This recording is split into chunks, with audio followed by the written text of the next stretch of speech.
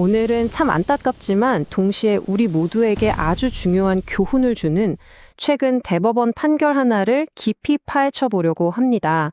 부모님께 집을 물려받았는데요. 딱 한 달 살았다는 그 이유 하나만으로 어마어마한 세금 폭탄을 맞게 된 한 남성의 이야기입니다. 바로 이 사건입니다. 상속받은 집에 정말 딱 한 달 살았을 뿐인데 수천만 원의 세금을 더 내게 된 사건이죠. 아니, 상식적으로는 좀 이해가 안 가잖아요. 대체 법원은 왜 이런 판결을 내렸을까요? 만약 여러분이 이런 상황에 처했다면 어떠실 것 같으세요? 이 상식과 법의 묘묘한 충돌, 오늘 그 속으로 제대로 한번 들어가 보겠습니다. 자, 그럼 시작하겠습니다. 좋아요, 구독 꼭 좀 부탁드리고요. 지금 바로 출발합니다. 자, 이야기의 주인공을 편의상 원고라고 부를게요. 이 원고는 아버지로부터 집 한 채를 물려받았습니다. 그리고 당연히 자신은 아주 큰 세금 감면 혜택을 받을 수 있을 거라고 굳게 믿고 있었죠. 이분이 기대했던 혜택이 바로 장기 보유 특별공제라는 건데요. 이게 뭐냐면 1세대 1주택자가 특정 요건을 맞추면 양도소득세를 무려 최대 80%까지 깎아주는 정말 파격적인 혜택이거든요.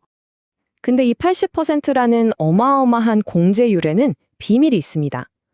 사실 두 부분으로 나뉘어 있거든요. 하나는 집을 오래 소유한 것에 대한 40%, 그리고 다른 하나는 그 집에서 오래 거주한 것에 대한 40%. 이 두 가지가 합쳐져서 80%가 완성되는 구조인 거죠. 하지만 얼마 뒤 종로세무소에서 날아온 통지서는 정말이지 냉혹했습니다. 거주기간에 대한 40% 공제? 이거 못 해주겠다는 거였죠. 이유는 딱 하나. 당신 상속받고 나서 고작 한 달 살았잖아요. 2년 거주 요건 못 채웠습니다. 바로 이거였습니다. 원고는 너무 억울했죠. 아니, 이건 상식에 맞지 않잖아 라고 생각했을 겁니다. 그래서 그는 법원의 문을 두드리면서 여러 가지 주장을 펼치기 시작해요.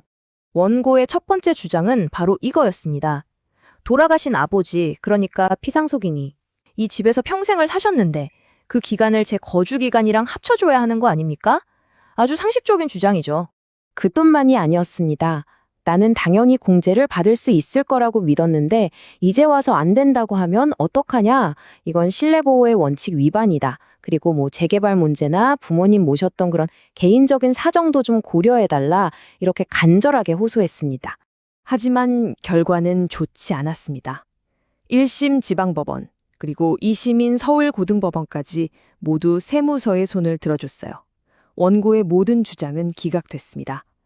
법의 벽은 생각보다 훨씬 높고 단단했던 거죠. 자, 2심까지 지면서 벼랑 끝에 몰린 원고. 과연 마지막 희망인 대법원에서는 어떤 최종 결론을 내렸을까요? 결과는 바뀌지 않았습니다. 대법원은 원고의 마지막 희망이었던 상고를 기각하면서 이 길고 길었던 싸움에 마침표를 찍었습니다. 여기서 가장 결정적인 포인트, 바로 법원이 거주기간이라는 단어를 어떻게 해석했느냐 하는 점입니다. 법원은 이걸 아주 명확하게 정의했어요.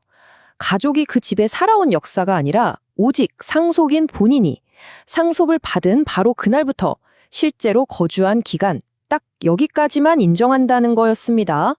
법원의 논리는 아주 단호했습니다. 관련 소득세법 조항들을 쫙 보여주면서 보세요. 이 법 어디에도 부모님 거주기간 합산해준다거나 개인 사정 봐준다는 예외 규정 자체가 없습니다. 라고 딱 못을 박아버린 거죠. 듣고 보면 좀 가혹하게 느껴지기도 하는데요. 아니, 법이 왜 이렇게까지 융통성이 없게 만들어진 걸까요? 여기에는 아주 중요한 정책적인 배경이 숨어 있습니다. 사실 이 2년 거주 요건이라는 게 2018년 10월 23일에 법이 바뀌면서 새로 생긴 조항입니다. 그전에는 그냥 1주택을 소유만 해도 혜택을 줬는데 이때부터 기준이 훨씬 까다로워진 거예요. 대법원은 그 정책 목표를 이렇게 설명했습니다. 한마디로 부동산 투기는 막고 그냥 집을 갖고만 있는 사람이 아니라 실제로 그 집에서 살고 있는 실수요자에게만 세금 혜택을 몰아주겠다. 이게 바로 국가의 명확한 의지라는 뜻입니다. 자, 이제 가장 중요한 시간입니다. 이 안타까운 사례를 보면서 우리가 뭘 배워야 할까요? 그리고 혹시 모를 이런 세금 함정을 피하기 위해서 우리는 뭘 할 수 있을까요? 핵심 전략은 바로 이 세 가지입니다. 지금부터 하나씩 어떻게 해야 하는지 제가 아주 명쾌하게 짚어드릴게요. 첫째, 상속받는 그 시점에 부모님과 주민등록상 동일 세대였는지가 정말 결정적입니다. 만약 함께 살고 있었다면 부모님이 사셨던 수십 년의 기간까지 모두 인정받을 수 있어요. 정말 안타깝게도 이 사건의 원고는 별도 세대였기 때문에 이 혜택을 전혀 받을 수 없었던 거죠. 만약 원고처럼 별도 세대였다면 선택지는 명확하게 두 가지입니다. 첫 번째, 온전한 세금 혜택을 다 받고 싶다? 그럼 어떤 사정이 있든 본인이 직접 그 집에 들어가서 2년 거주 요건을 꽉 채워야만 합니다. 그런데 만약 그럴 수 없는 상황이라면요? 그럴 땐 두 번째 방법, 즉 상속받은 지 6개월 안에 파는 게 차선책이 될 수 있습니다. 집값이 오르기 전에, 그러니까 양도 차익이 거의 발생하기 전에 처분해서 세금 부담 자체를 최소화하는 전략인 거죠.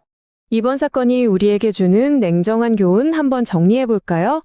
법은 우리가 생각하는 것보다 훨씬 형식적이고 엄격합니다. 이 정도는 괜찮겠지라는 막연한 기대는 정말 비싼 대가를 치를 수 있다는 걸 꼭 기억해야 합니다. 마지막으로 이 질문을 한번 드려보고 싶습니다. 상속, 이건 누구에게나 닥칠 수 있는 일이잖아요. 만약 내일 바로 여러분에게 이런 상황이 닥친다면 여러분의 첫 번째 행동은 무엇이 되어야 할까요? 오늘 판례 이야기가 유익하셨다면 좋아요, 구독 꼭 좀 부탁드립니다. 영상을 만드는데 정말 큰 힘이 됩니다. 다음 시간에도 여러분의 소중한 자산을 지켜줄 더 유익한 판례로 다시 찾아뵙겠습니다.